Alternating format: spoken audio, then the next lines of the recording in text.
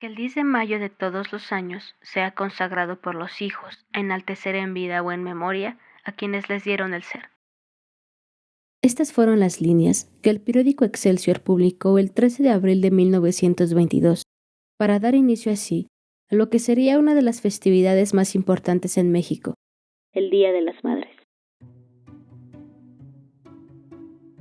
Nosotros somos Arlet García y Carolina Camacho, y les damos la bienvenida a Periódicas, el podcast que da una mirada al pasado de las mujeres y lo traduce al presente, con todo lo bueno y lo malo que eso puede significar.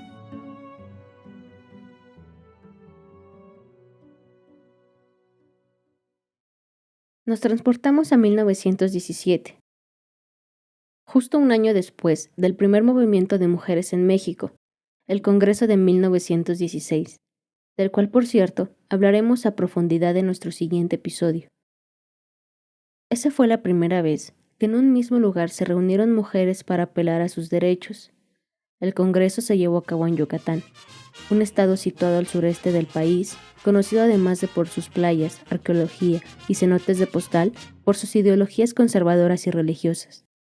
En ese año, un periódico llamado El Gráfico de Yucatán, un medio local de aquel estado, publicó entre sus noticias una fotografía de mujeres obreras reunidas bajo el encabezado de clubes feministas políticos.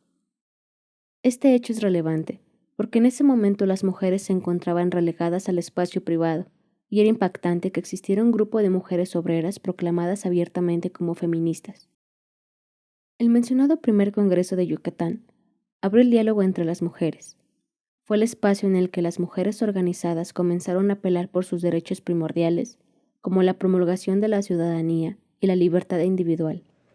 Las mujeres yucatecas no se quedaban al margen de los cambios sociales del México revolucionario, querían romper el paradigma de estar marginadas del desarrollo, de que se les viera como un objeto o que se les considerara que solo servían para criar a sus hijos.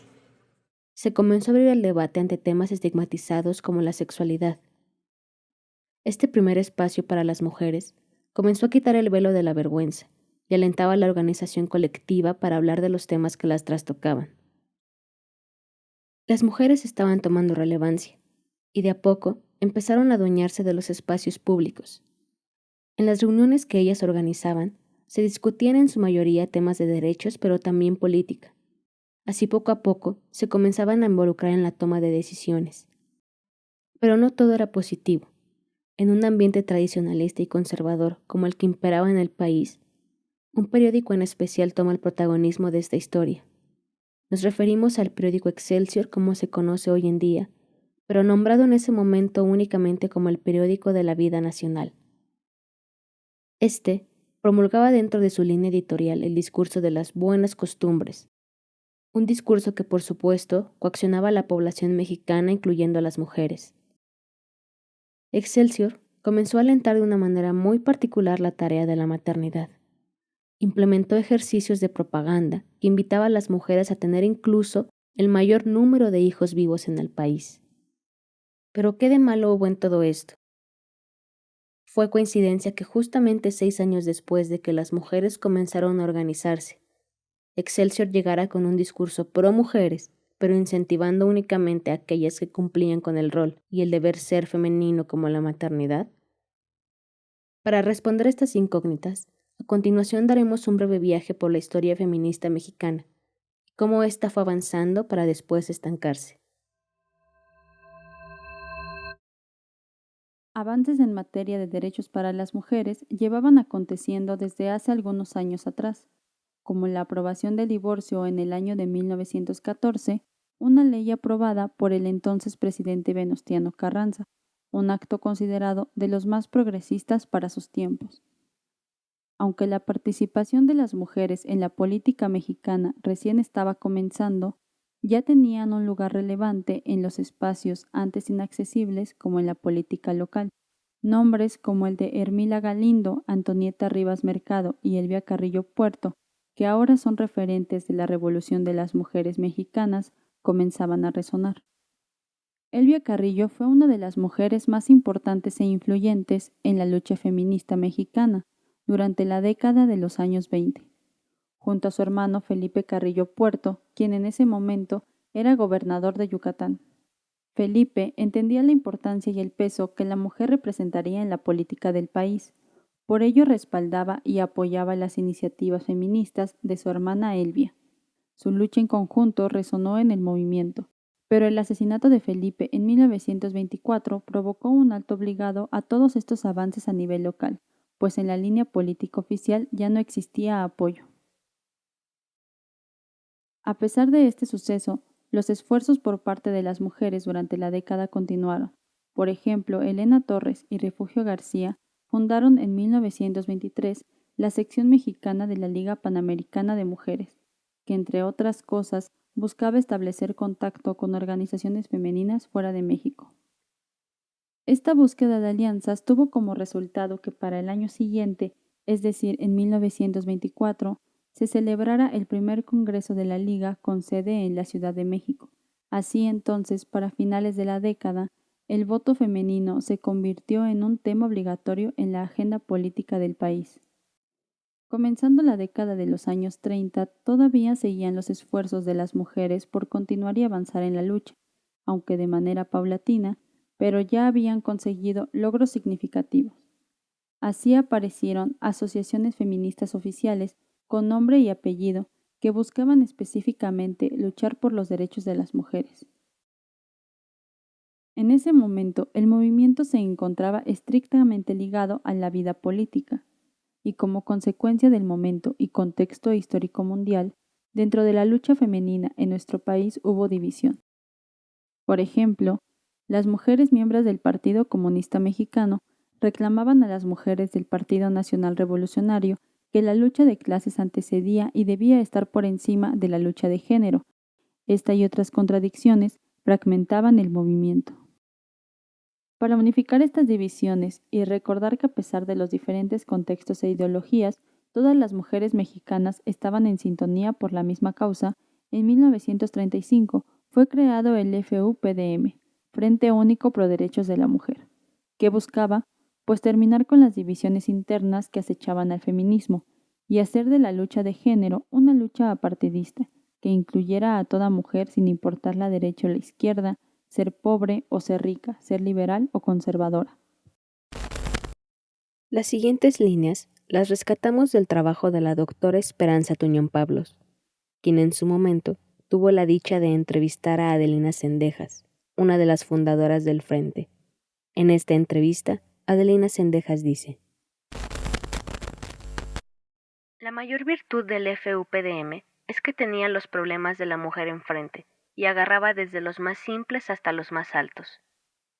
Los actos eran alrededor de dirigentes natas, unas 150, que habían comenzado la lucha y se habían convertido en dirigentes por el respeto y el reconocimiento a su razón y a su lógica.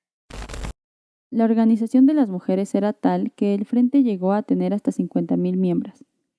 Esta yo creo que fue la etapa maravillosa, ¿no? del crecimiento exponencial del movimiento de las mujeres y popular y sindical y campesino y de todo durante el cardenismo. La organización era tan grande y diversa que, sumado a la lucha de género, las mujeres lograron crear un frente que también defendía los ideales antifascistas, antiguerra y antiimperialismo estadounidense. Pedían igualdad para los campesinos e indígenas, sin dejar de lado el hilo conductor de la lucha, el sufragio femenino, el derecho al voto. Es aquí donde también el cambio comenzó a tocar las fibras sensibles de los más conservadores, quienes en lugar de caminar por las vías de la igualdad entre hombres y mujeres, los líderes políticos y sociales buscaban perpetuar los estereotipos, manteniendo a las mujeres en el papel del cual venían huyendo. Un ejemplo de lo inconformes que se sentían algunos con el movimiento es la publicación del periódico Actualidades, quien en 1935 escribió: El feminismo vendrá a completar y perfeccionar la misión natural de la mujer en la tierra. Un feminismo basado en la feminidad que haga a la mujer, a la esposa más consciente, a la madre más abnegada. Dentro de las tantas y variadas posturas, igualmente se encontraba la del presidente en turno, Lázaro Cárdenas del Río, un presidente que en sus discursos y propuestas incluía a las mujeres y declaraba abiertamente el error en negarles el voto. Cárdenas daba razón y crédito al papel que las mujeres habían desempeñado en la historia para la construcción de lo que en ese momento era la patria. Por esto, es que el Ejecutivo Federal considera como justa reparación la rehabilitación integral de la mujer y su elevación al plano de equidad del hombre, y es por ello que someto a vuestra consideración las reformas de ley que este paso amerita. Estas fueron las palabras que Cárdenas emitió en su tercer informe de gobierno en septiembre de 1937. Un mes después de este discurso, él mismo envió al Senado una iniciativa para reformar el artículo 34 constitucional, para incluir a las mujeres en la definición de ciudadanía. Pero a pesar de que era una iniciativa presentada por el mismo presidente, el artículo no se reformó. Este hecho incluso es recordado como una anomalía en la historia constitucional mexicana. A pesar de este desafortunado suceso, la postura del presidente Cárdenas seguía en pro de los derechos de las mujeres. Pero llegado casi el final de su mandato, la voz sobre el tema se fue debilitando. ¿Por qué?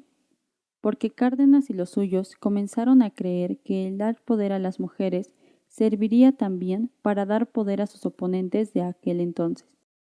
A Cárdenas le entró miedo por el impulso que estaba tomando la derecha contra él. Cárdenas sabía que las mujeres estaban muy controladas por el clero y decía, si tienen el voto, entonces nos ganan porque tendrán mayoría. Por eso no lo dio. Y así en consecuencia, el sufragio femenino pasó a ser tema de segunda mesa. El siguiente sexenio y el que más nos compete es el del presidente Manuel Ávila Camacho, sexenio en el cual el Frente Único Pro Derechos de la Mujer, FUPDM, perdió beligerancia y visibilidad política. Durante su presidencia, 1940 a 1946, el movimiento feminista quedó desvirtuado de los objetivos legislativos reales y se concentró únicamente en los temas sociales. Reflejo de la ideología del gobierno de Ávila Camacho, los grupos ultraconservadores perpetuaban las ideas tradicionalistas. Por ejemplo, decían que las mujeres que se encontraban activas en espacios fuera del doméstico debían de renunciar a estos al momento de contraer matrimonio para dedicarse exclusivamente a la crianza de las infancias, bajo el argumento de que el abandono por parte de la madre podría tener consecuencias de agresividad infantil. Esta idea incluso llegó a ser sustentada por un reconocido criminólogo de ese tiempo llamado Alfonso Quirós Cuarón. Ante las estereotipadas ideologías como la preocupación de la pérdida de la feminidad y la posible delincuencia infantil, que según estos discursos tenían como única responsable a la madre, los medios de comunicación también creyeron tener la obligación moral de hacer algo al respecto, en especial el periódico Excelsior. El Excelsior, desde sus inicios, promovió discursos que aseguraban que la liberación de las mujeres era un peligro para la sociedad, en especial después de la evolución feminista que se estaba dando en el país y después de los congresos de Yucatán. El periódico se pronunció abiertamente en contra y en una de sus publicaciones de abril de 1922 decía: Hoy, que en el extremo meridional del sureste se ha venido emprendiendo una campaña suicida y criminal contra la maternidad, cuando en Yucatán elementos oficiales no han vacilado en lanzarse a una propaganda grotesca, denigrando la más alta función de la mujer, que no solo consiste en dar a luz, sino en educar a los hijos que forma su carne. No hemos llegado a esa aberración que predican los racionalistas exaltados, sino que lejos de ello, sabemos honrar a la mujer que nos dio la vida. Por ello, este 10 de mayo, oponemos el Día de las Madres. En este mismo pronunciamiento, el periodista y fundador del Excelsior, Rafael Alducín, propuso tener un día dedicado a las madres.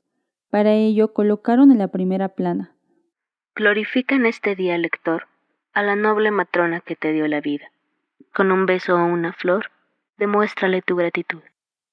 Su gran idea surgió después de un viaje a Estados Unidos, donde el Día de las Madres ya se celebraba en el mes de mayo, y para consolidar la iniciativa y en respuesta a sus creencias católicas, realizó una visita especial al Papa Pío XI para buscar la bendición y aprobación de su propuesta, misma que fue aceptada de inmediato.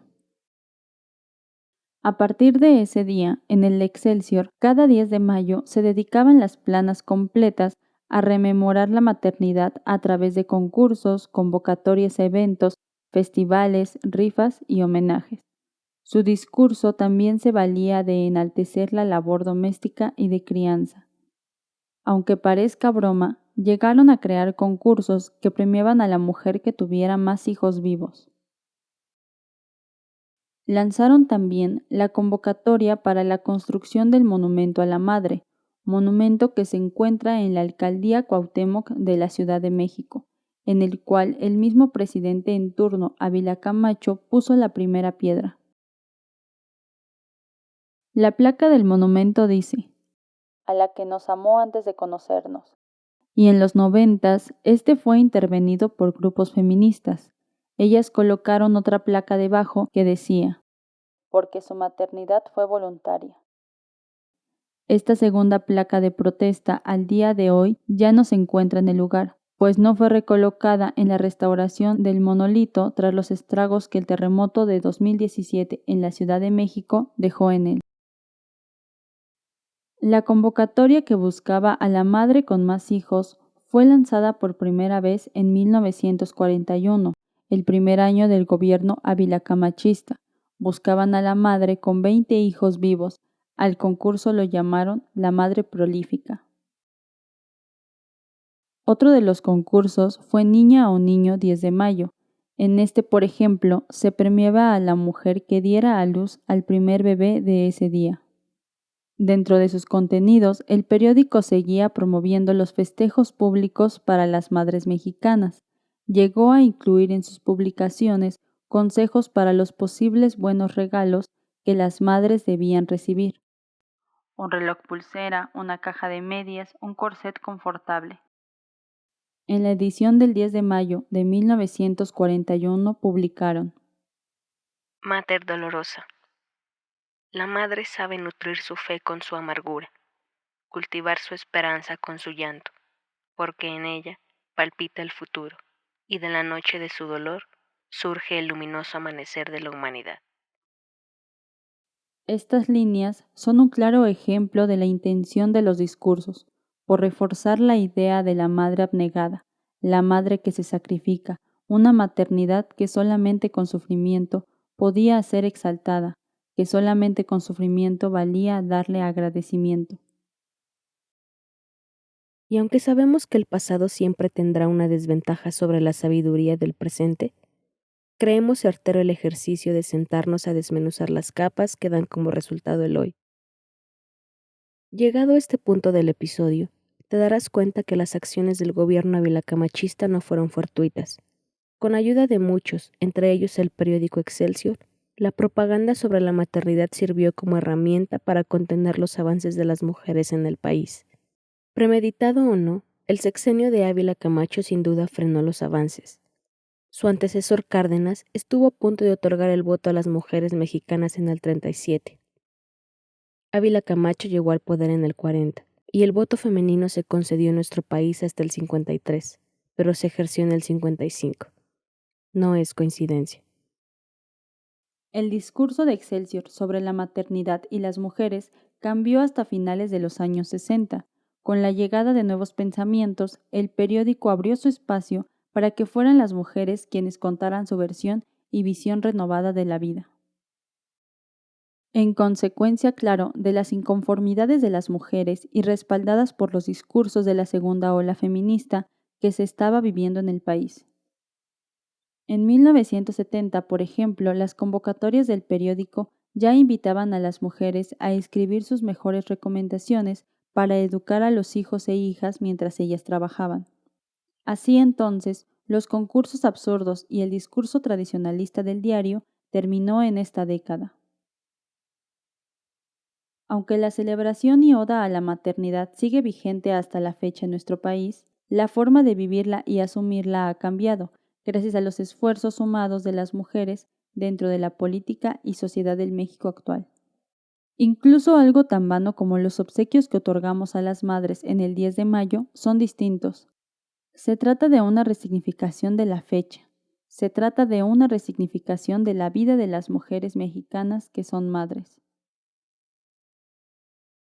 Yo he sido para ustedes la madre, la que sirve para que cada 10 de mayo le traigan un regalito, con el que compran 364 días de indiferencia, de desamor. Hijos míos, yo soy para ustedes la amabilidad, la bondad, la comprensión, pero nunca la mujer. La mujer que pudo sentir soledad, odio, desesperación.